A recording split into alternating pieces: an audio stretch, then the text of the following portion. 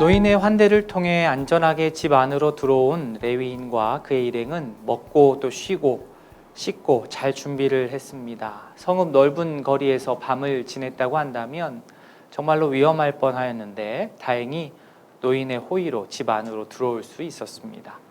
그런데 무슨 일인지 성읍의 불량배들이 집에까지 찾아옵니다. 내 집에 들어온 사람을 끌어내라. 우리가 그와 관계하겠다.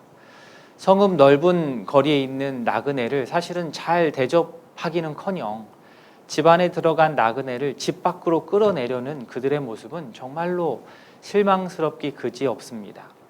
나그네를 모른 척 지나치는 정도가 아니라 아주 나쁜 방향으로 적극성을 띠는 겁니다. 나그네를 약탈하고 겁탈하는 아주 못된 행동을 합니다. 이 모습은 단지 몇 명의 비뚤어진 탈선자들의 어떠한 일탈이 아니고 이스라엘 전체를 대변하는 그런 모습이기 때문에 절망스러운 겁니다. 이스라엘의 수준을, 이스라엘의 상태를 보여주는 장면입니다.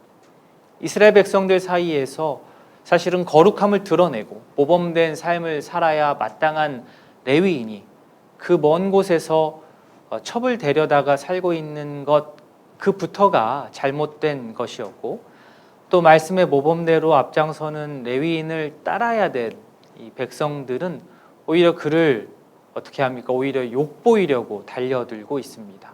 법도 없고 윤리, 도덕이 땅에 떨어져 버렸습니다. 그런데 더 심한 일이 벌어집니다. 집안에 있었던 노인이 하는 말이 정말로 기가 막힙니다. 24절에 보라, 여기 내 처녀딸과 이 사람의 첩이 있은즉 내가 그들을 끌어내겠다. 너희가 그들을 욕보이든지 너희 눈에 좋은 대로 행하되, 이런 엉뚱한 말을 합니다. 노인은 지금 레위인을 보호한다는 명목하에 자신의 딸 그리고 레위인의 첩을 그들에게 내어주겠다라고 말을 하면서 이 협상을 시도합니다.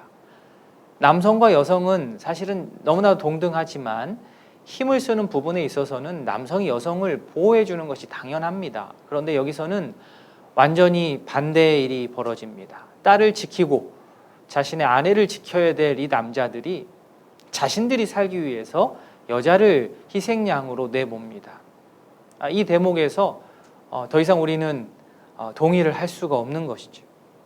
이 앞전까지만 해도 이 집까지 찾아와서 소란 피우는 불량배들이 정말로 나쁜 사람이구나 그 생각만 가지고 있었는데, 지금 이 시점에 와서는 자신의 딸과 또 이 첩을 내주는 이 사람들을 보고 있자니 정말 그 사람이나 이 사람이나 별 다른 차이점을 느끼지 못할 정도입니다. 불량배 횡포나 노인의 어떠한 협상하고자 하는 마음 횡포나 어느 것이 더 나쁘다라고 말할 수 없을 정도입니다. 도를 넘어선 것입니다. 이스라엘 백성들의 행동이라고는 도저히 생각할 수 없는 그런 수준의 일들입니다. 이것이 그들의 현실입니다. 가나안보다도 더 가나안스러워져 버렸습니다. 최종적으로 레위인의 첩만 내줬다라고 나오는데 그것은 그들과 그 사이에 협상을 했다는 것이고 자신들의 여인들을 거래물로 삼았다는 말이 됩니다. 25절에 자기 첩을 붙잡아 그들에게 밖으로 끌어내매. 정말 잔인하지 않습니까? 나가기 싫어하는 여인을 강제로 끌어다가 밖으로 내쳤습니다. 돈이나 성, 폭력 이런 부분에 있어서 큰 사고가 나고 끔찍한 일이 벌어지는 상황을 보고 있자면 이 신앙과 관련이 없는 곳에서만 그런 일이 벌어지는 것이 아니고 신앙의 어떤 테두리 안에서도 오히려 더 끔찍하고 심각한 일들이 일어나는 경우가 참 많습니다. 신앙적 배경이 있는데 더 잔인한 아주 모순된 상황을 접하기도 합니다. 사실 세상이 그렇게 흘러간다 하여도 믿는 이들은 거기에 대해서 저항하고 대항하고 사람을 물건 취급하는 것을 멈추게 만들고 사람을 소비하는 문화를 보이콧하고 그래야 하는 것인데, 그래서 영적인 분별력을 갖추고 살아가는 것이 맞는데 오히려 세상이 믿는 사람들을 걱정해 줘야 된 그런 상황이 오고 말았습니다. 결국 밖에 나간 여인은 죽게 되었고 그 시체를 나귀에 싣고 자기 자신의 집으로 떠나게 됩니다. 사사기 본문에는 이 대목에서 남자들의 어떠한 감정 표현이 하나도 나와 있지 않습니다. 슬퍼했다, 속상했다, 많이 당황스러웠다 이런 표현이 전혀 나오지가 않고 밖에서 지금 엄청나게 심각하고 끔찍한 일이 벌어지고 있는데 그럼에도 불구하고 자신들은 집 안에서 잘 안전하게 지내다가 나온 그런 분위기입니다.